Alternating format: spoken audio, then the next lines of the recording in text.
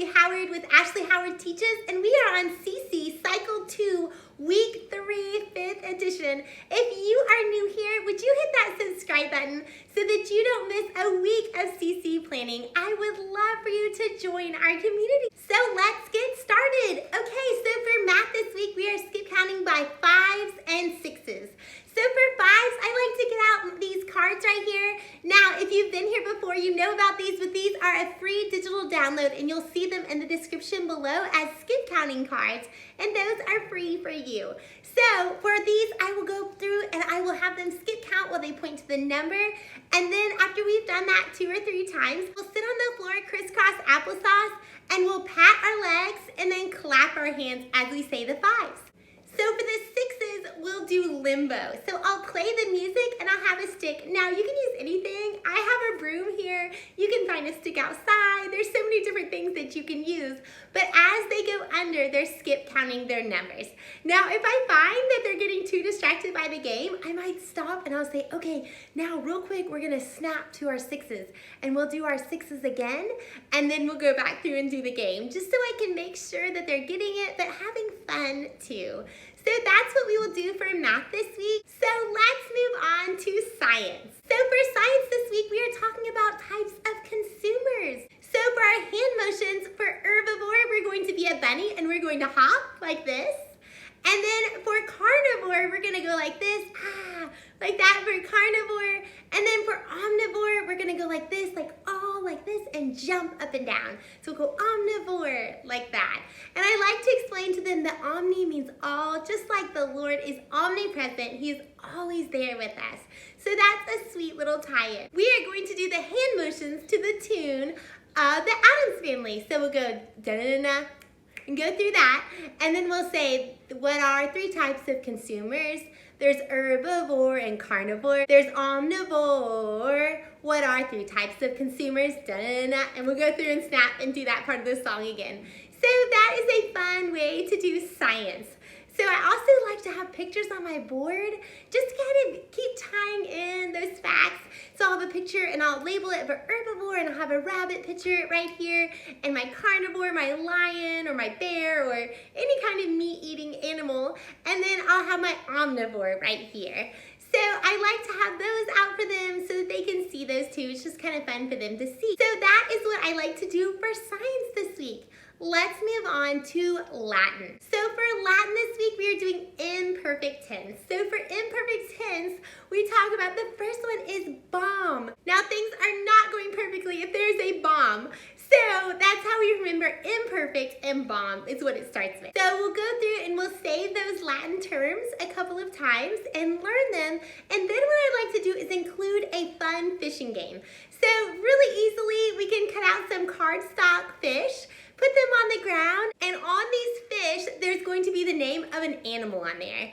So I just like to have, you can even use what you use for your limbo, and put a little string on there with some tape and have a parent help, and put just a little cardboard piece up, and the kids go fishing over this real quick, and you put a fish on there that has an animal name on there. And when they pull it out, it might say lion. And so everybody does the Latin with that voice. So they get to go around and pretend like they're that animal. So they might go bomb, ba, spot, like that. So it makes it fun. It's just something new and interesting to kind of mix it up. So that is what I like to do for Latin. If you're interested in foreign languages like Spanish, I have a free Spanish printable below for a link for one, so you can grab that. I also have one that is available for purchase. I'll leave that link below. It's much longer, like 40 pages. So if that interests you, you can find that in the description below. All right, so let's move on to history. Okay, so for history this week, we are going to start with our hand motion. So for lion-hearted, we're going to go like this and then make a heart. And then for sun, we'll put our hand way down low for sun.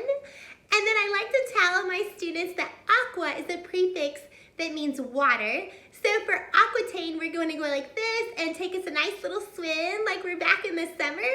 And then for fought, we're going to go like this.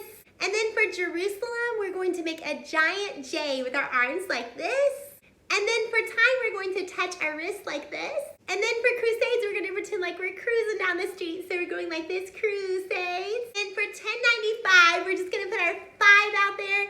And for 1291, one, we're going to go like this with our one finger. So those are history motions for this week. So for English this week, we were talking about pronoun order. So I'm talking about the Crusades. I have a sword out. What I'll do is I'll get big numbers that I can put on the board, and I'll put singular on top and put the numbers down below. So I like to cut these out of construction paper and laminate them. Now if you don't have a great laminator that you love, I have linked the one that I use down below, so you can see that in the description. And so I'll have these numbers up here, and then I'll have each student come up, and I'll have the sword, and then they get to touch them as we say them together. And so we'll go first person singular, second person singular, and then we'll put our plural up here and go through those that way. Now, if you have girls in your class, you can also find them a girly one. I have these swords, and I love them. They're so fun. So I'll have everything that I talk about in this video linked below, so you'll be able to find it there. So that's how we do English. So now let's move on to geography. So for geography this week, we are doing Western European countries. I like to have a little treat waiting on their map.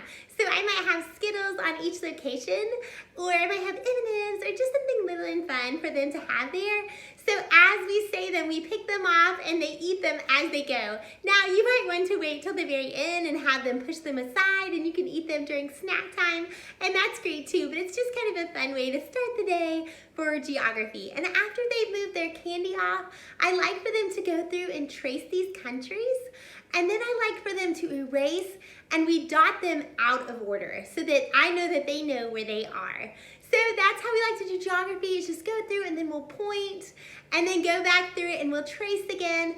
And they really get to know this geography, and it's so exciting as I have a daughter in Challenge this year to watch them as they grow from foundations to essentials to challenge. So speaking of identifying countries, I love the series Draw the World. Now I will link that down below. I wish I had an example here for you, but I couldn't find it in my giant bookcase.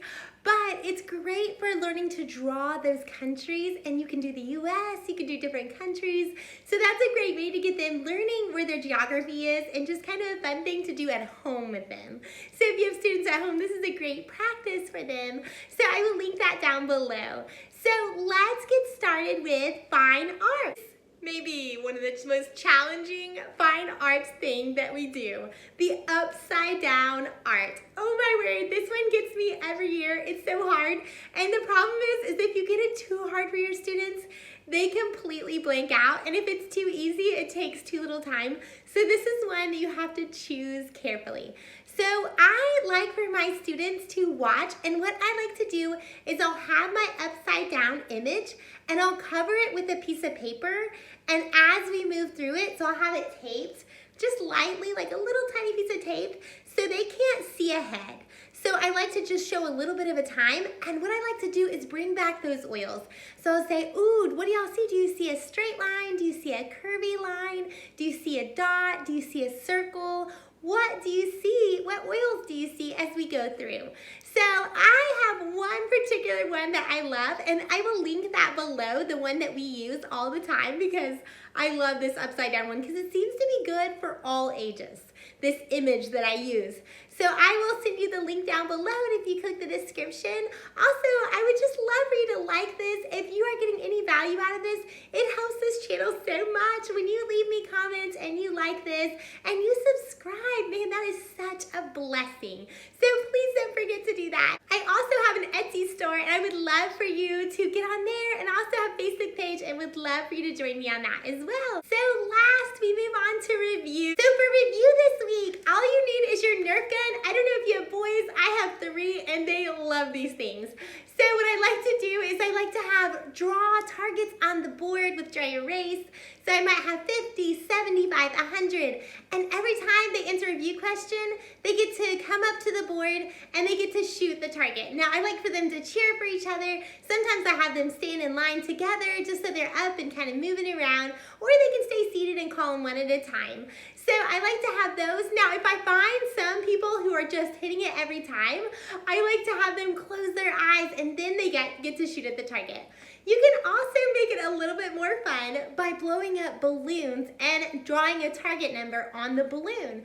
So you put your balloons up on the whiteboard, put numbers on them, and they have to try to shoot the number. You can also put subjects on there. So maybe you have 50 right here, and they have to shoot the subject, and then they get to shoot how many points they get. So there's fun variations to it. It gets them moving. They like it. They enjoy having fun together.